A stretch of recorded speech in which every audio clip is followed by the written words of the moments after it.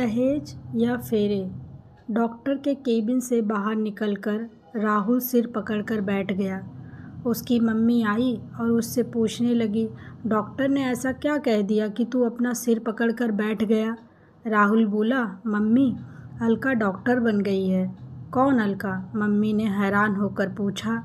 वही अलका जिससे दहेज में 5 लाख रुपए ना मिलने की वजह से हम फेरों के समय बारात वापस ले आए थे। पर बेटा, शादी के लिए तो उसने ही मना किया था, मम्मी बोली। और क्या करती वह? ताऊ जी और पापा ने उस समय उसके पापा को इतना जलील किया था कि उसने शादी करने से मना कर दिया। राहुल बोला, पर बेटा तू इतना परेशान क्यों हो गया है? मम्मी, मैंने तो बस यही कहा था। डॉक्टर, हमें तो अलका की हाय खा गई। शादी को 12-13 साल हो गए पर औलाद का मुंह देखने को तरस गए। हर बार किसी न किसी वजह से पेट गिर जाता है। इस बार खुश थे कि हम औलाद का मुंह देख लेंगे, पर यह समस्या आ गई है। हमारी डॉक्टर ने अलका का नाम लिया और कहा कि अब वही कुछ कर सकती हैं। मम्मी, अलका रिपोर्ट देखते देखते बोली, जिस लड़की की बारात फेरों के समय वापस लौट जाए वह कभी दुआ तो नहीं देगी। फिर उसने सिर उठाकर मेरी तरफ देखा। उसकी शक्ल देखकर मेरी बोलती बंद हो गई। आगे और कोई बात होती कि तभी नर्स ने आकर तैयारी शुरू कर दी। अलका उठकर चलने लगी। फिर मेरी पीठ को सहलाते हुए बोली, डरो मत, मैं डॉक्टर पहले हूँ, अलका बाद में। पर राहुल की मम्मी कुछ और ही सोच रही थी, इसलिए उन्होंने बेटे की बात पर कोई गौर नहीं किया। थोड़ी देर बाद मम्मी ने पूछा, क्या अलका शादीशुदा है? राहुल बोला, नहीं मम्मी, लेकिन आप यह क्या पूछ रही हैं? बेटा सोच, उसने अभी तक शादी क्यों नहीं की? उससे कह दे कि बच्चे को बचाने की कोशिश करे, बहू ना बचे तो कोई बात नहीं। राहुल चीखा, आप कितनी बेरहम हैं। मैं वही गलती दोबारा नहीं करूँगा। एक बार ताऊ जी और पापा के खिलाफ नहीं बोलकर मुझे अलका जैसी लड़की से हाथ धोना पड़ा था। मुझे अपनी बीवी और बच्चा दोनों चाहिए। उधर डॉक्टर अलका के सामने लेटी कविता जिंदगी और मौत के बीच झूल रही थी। वह उस शख्स की बीवी थी जो अलका के साथ होने वाले फेरों पर अपनी बारात वापस ले गया था। डॉक्टर अलका के सामने उस दिन का एकाएक सीन घूम गया, जिसने उनकी जिंदगी बदल दी थी। राहुल और अलका मंडप के नीचे बैठे हुए थे कि तभी राहुल के पापा की आवाज़ गूंजी थी, रुक जाओ। फिर वह अलका के पापा से बोले थे, 5 लाख रुपए का इंतजाम और करो, अब फेरे तभी होंगे जब आप 5 लाख रुपए का इंतजाम कर लोगे। अलका और उसके परिवार वाले सभी चौंक कर रह गए थे। अलका के पापा और चाचा दोनों राहुल के पापा के सामने गिड़गिड़ा रहे थे, पर उन पर एक ही राग था कि 5 लाख रुपए का इंतजाम करो नहीं तो बारात वापस ले जाएंगे। इसी बीच राहुल के ताऊ जी बोले थे, अरे समधी जी, आपके लिए गर्व की बात होनी चाहिए कि आपकी 12वीं पास लड़की को सरकारी वाला लड़का मिल रहा है, ऊपर से यह सांवली भी है। आप 5 लाख रुपए का इंतजाम कर लें, फिर सारी कमियां छिप जाएंगी। फिर पापा राहुल से बोले, उठ बेटा, हम वापस चलते हैं। बहुत देर से चुपचाप सुन रही अलका उठी और दहाड़ी, अरे यह क्या उठेगा, मैं ही उठ जाती हूँ। मैं अब यह शादी नहीं करूँगी। आप शौक़ से बारात ले जाएं, लेकिन मेरे पापा का जो अब तक खर्च हुआ है सब दे कर जाएं। फिर अलका अपने चाचा से बोली थी, चाचा जी, आप पुलिस को बुलाइए। अब तक तो शेर की तरह दहाड़ रहते हुए भीगी बिल्ली बन गए थे। वह अलका पर शादी के लिए दबाव डालने लगे थे, पर अलका ने शादी करने से साफ मना कर दिया और बारात लौट गई थी। कमरे में आकर अलका रोने लगी थी। उसकी बुआ पास आ गई थी। वह उनसे लिपट कर रोने लगी और बोली थी, बुआ, मैं और पढ़ना चाहती हूँ। बुआ ने अपने भाई से कहा था, भैया मैंने पहले ही कहा था कि अभी अलका की उम्र ही क्या है हुई है, पर आपको तो बस नौकरी पेशा लड़के का लालच आ गया, देख लिया नतीजा। भैया मेरे कोई बच्चा नहीं है, इसलिए अलका की जिम्मेदारी मुझे सौंप दो। इसे मैं अपने साथ ले जाऊंगी, मैं इसे आगे पढ़ाऊंगी। इसके बाद बुआ अलका को अपने साथ ले गई थी। उस समय वह 12वीं जमात विज्ञान से कर रही थी। तभी पीएमटी का इश्तिहार आया था। अलका ने पीएमटी का इम्तिहान देने की इच्छा जाहिर की तो उसकी बुआ ने उसकी इच्छा पूरी की। अलका ने बहुत मेहनत की।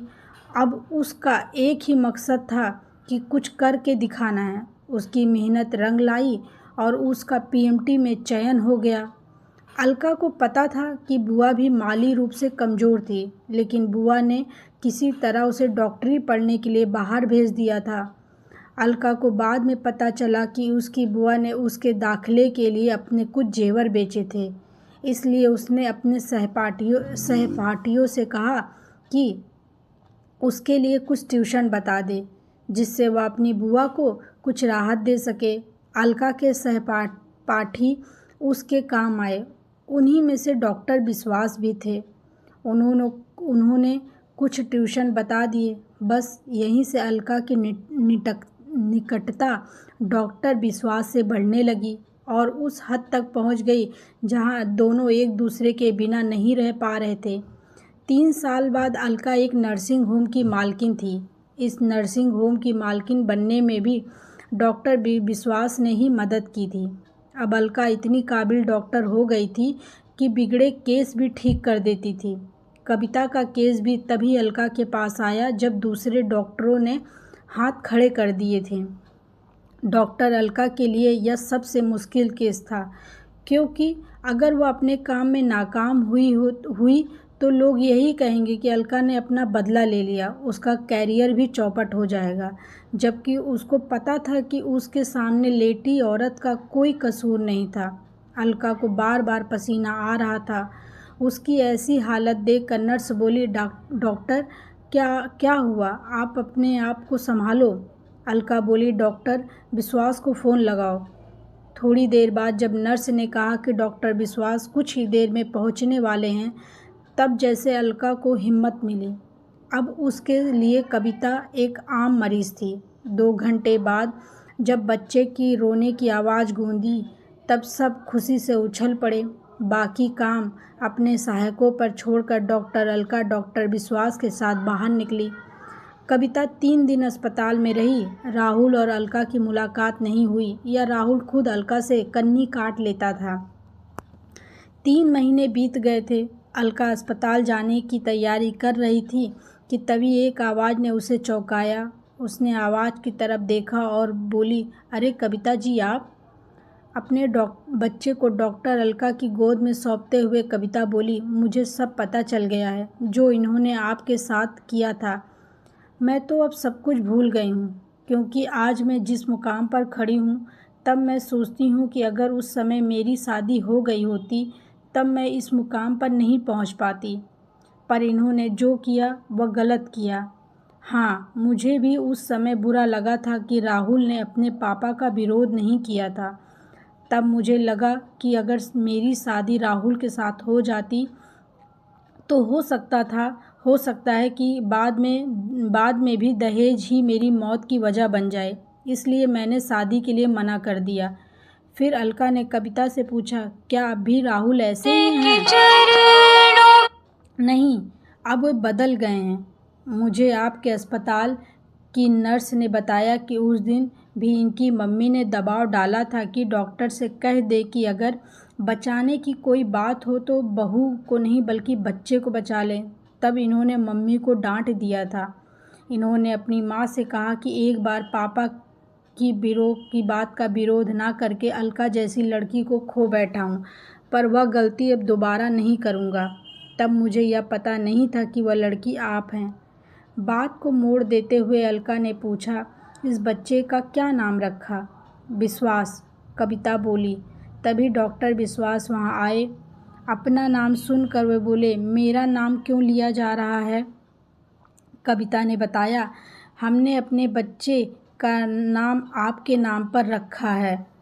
डॉक्टर विश्वास बोले, अरे विश्वास नाम मत रखो, वरना मेरी तरह कुंवारा ही रह जाएगा।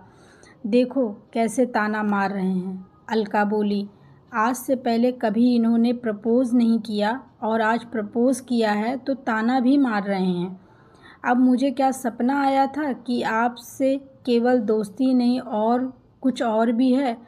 डॉक्टर विश्वास के बोलने से पहले ही कविता बोली, बहुत खूब, दोनों ने प्रपोज़ भी किया और ताना भी मारा। अब शादी की तारीख भी तय कर लो।